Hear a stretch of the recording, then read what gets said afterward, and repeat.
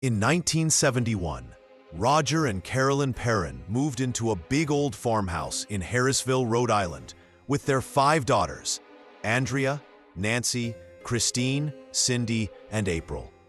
The house was over 200 years old, sitting quietly on the edge of the woods.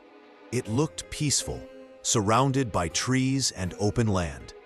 When they bought it, the man who sold the house told Roger something strange before leaving.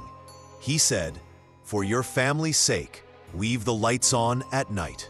Roger laughed, thinking it was just a joke, but soon they understood what he meant. At first, everything was normal. The family unpacked, fixed up the rooms, and started enjoying their new home.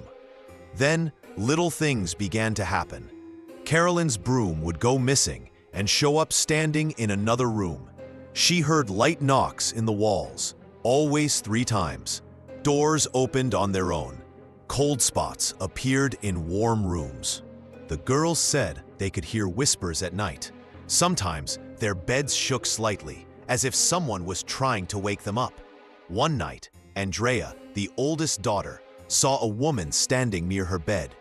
The woman wore a gray dress, her head hanging down so low that her face couldn't be seen. When Andrea blinked, the woman was gone. Days turned into weeks, and the strange events grew worse. The family began hearing footsteps in empty rooms and soft crying in the dark. One morning, little Cindy told her mother, "Mommy, the voices in my room told me 7 dead soldiers are buried in the wall." Carolyn didn't believe it at first, but soon, all the girls started hearing the same thing. Even the family dog acted scared. It barked at empty corners and refused to go inside the house. One morning, the dog was found dead near the barn. That's when Carolyn realized something evil was in their home. Trying to understand what was happening, Carolyn began asking neighbors about the history of the property. Everyone mentioned the same name, Bathsheba Sherman. Bathsheba had lived there during the 1800s. People said she was a witch who sacrificed her baby to the devil by stabbing it with a needle. She was never proven guilty, but the town believed she cursed the land before hanging herself from a tree behind the house. After learning about Bathsheba, strange things started happening to Carolyn. One day, she felt a sharp pain in her leg, as if she'd been stabbed by a needle. At night, she smelled something rotten and foul, and sometimes she saw a dark figure in her room. Then she saw Bathsheba. The ghostly woman had a twisted neck, burned gray skin, and hollow eyes filled with hate. Every time Carolyn saw her, she felt the same thought inside her head. She wants me gone. Soon, the haunting became violent.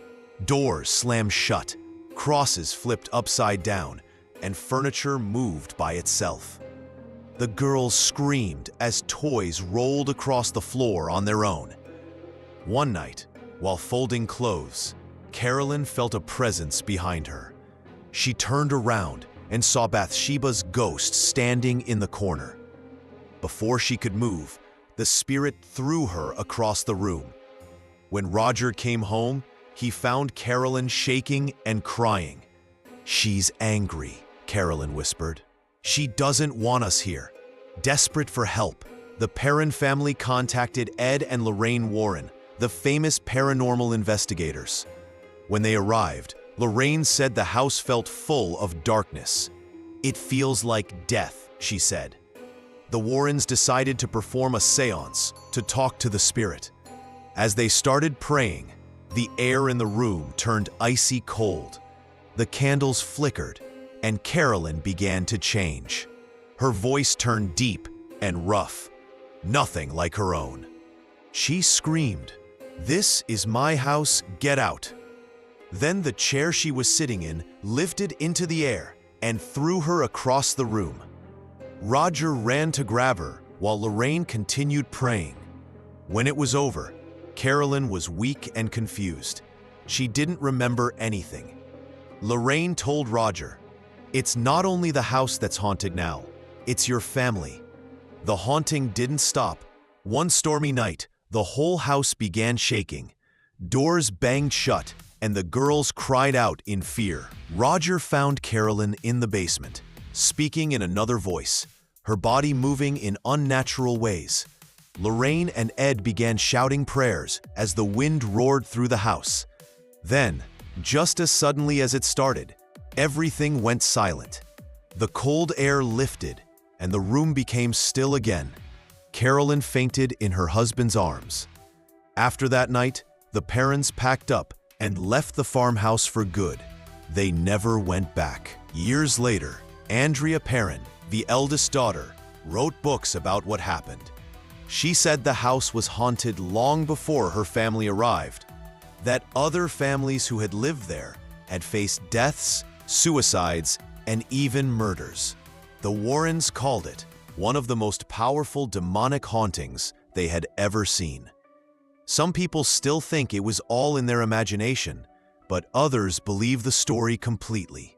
The real Conjuring House still stands in Harrisville, Rhode Island. The current owners allow ghost hunters to visit, and many people say they still feel the same dark energy. Visitors have reported strange whispers, cold chills, and shadows moving through rooms when no one is there. Even today, people believe Bathsheba's spirit still watches over the land, angry and trapped forever. So, if you ever drive through Rhode Island and see an old farmhouse at the end of a lonely road, don't go inside. Some spirits never rest, and some houses never forget.